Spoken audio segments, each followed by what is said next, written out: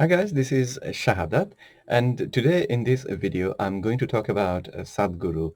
In a recent video that he made, he was talking about CAA protests, and in that video he actually shared some wrong information, false information about the freedom struggle of Bangladesh. Now, I'm being a Bangladeshi by birth and having studied the freedom struggle of Bangladesh to some extent, I just couldn't sit back and let him skew the perceptions of millions of people about Bangladesh in this manner. So I decided to make this video and basically clarify or put the record straight. So let's listen to what Sadhguru had to say in his video first, and then we will go through the facts and try to clarify or explain why I object. So here is his video. Because that is the time when huge influx happened. A genocide which killed 3 million people.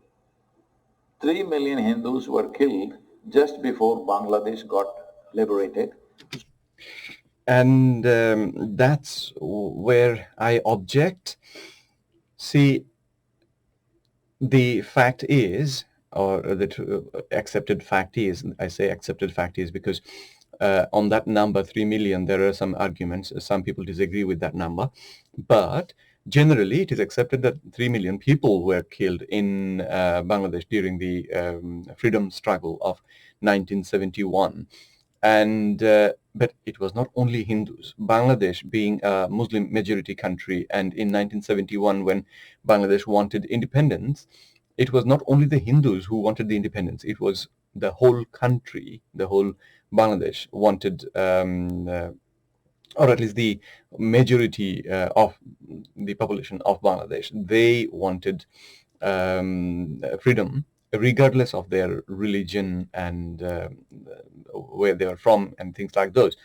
So it was not only Hindus that were killed, it was Hindus, Muslims, Hindus, Muslims, Christians, Buddhists, tribal people that we have in our country. Anybody who believed in the concept of our independent Bangladesh was the enemy of the force that was deployed by the West Pakistan Authority to suppress the uprising in Bangladesh at that time. India was a huge friend to Bangladesh at that time. India opened India's border and allowed Bangladeshi persecuted people to take refuge in India. And they provided shelter, food, and the members of the the opposition force, really, the force that was fighting for the independence of Bangladesh. We call them the Mukti Bahini, the freedom fighters. They were trained mostly in India by the help of Indian army officers to some extent.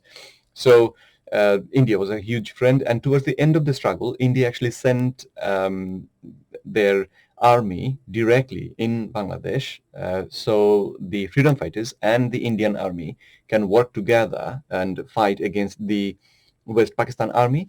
And I guess working together, they managed to defeat the West Pakistan army. Now, this West Pakistan army was a brutal force, and they did things that are absolutely despicable.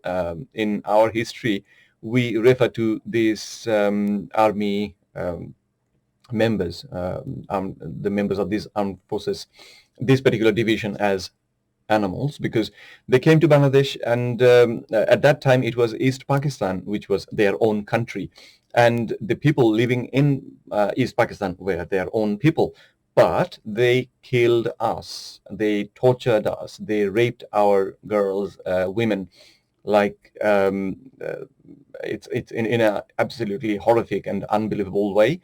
So they came on the 25th of March night. They raided Dhaka city, killed thousands of people, and including the Dhaka University students. They went through the Dhaka University and killed the students that were living in these student hostels. So they were indiscriminately killed. Even cows and dogs in that area were shot at that night. So we mark that night as a dark night for the whole, or a black night for the whole nation. Consequently, we couldn't accept such brutal actions against us, and we declared independence, and we started fighting against this force, the occupation army, as we refer to them. And so then what happened is lots of people kept on getting killed. Anybody from Bangladesh who believed in the concept of independent Bangladesh was this army's enemy, and they were killing them regardless of whether they're Muslims or Hindus. But I must say here, the members of the army who were deployed in East Pakistan at that time were predominantly Muslims, because they were from West Pakistan. And so they did discriminate against the Hindu population of Bangladesh a bit more, but it was not that only the Hindus were persecuted and killed, and the Muslims had a happy life during that struggle. It was not that case. It was Muslims and Hindus both working together, holding hands together, basically, were fighting against the occupation army and fighting for Bangladesh's independence. So going back to the persecution that the army members did towards the Hindus, it was more because of lots of different kind of reasons there are, and so they did persecute Hindus more than Muslims at that time, but it was a persecution against the people of Bangladesh rather than just the Hindus. So I just wanted to bring this out and highlight this point, and just urge you guys to actually get the correct history and not have a skewed perspective about Bangladesh based on what Sadhguru says. Sadhguru has got lots of wise things to share with people to enhance the quality of their lives and the rest of it, but when it goes to logic and history, he says things, sometimes I find those are absolutely nonsensical things, and he's not careful enough to talk about the historical facts. With such a huge following, he should actually check 100 times before he presents a historical fact to the audience, because saying a wrong thing can mislead people. Yeah, that's the word I was looking for. Saying the wrong thing can mislead people in a terrible way. So hope if you follow Sadhguru, like I do to some extent, if you follow him and if you have listened to this video, I hope you will correct yourself that it was 3 million people of Bangladesh that got killed, and rather than 3 million Hindus only. And so with that, I'll leave it there. I mean, there is another video I found from this gentleman. His channel name is The Quint, and he did a analysis of the information presented in Sadhguru's this video. He did a scholarly job, I think, but me not being an expert on CAA or NRC, I cannot really comment on those. The only thing I know for sure is the information that he shared was wrong about Bangladesh's independence. So I thought I'll highlight that and put this record straight.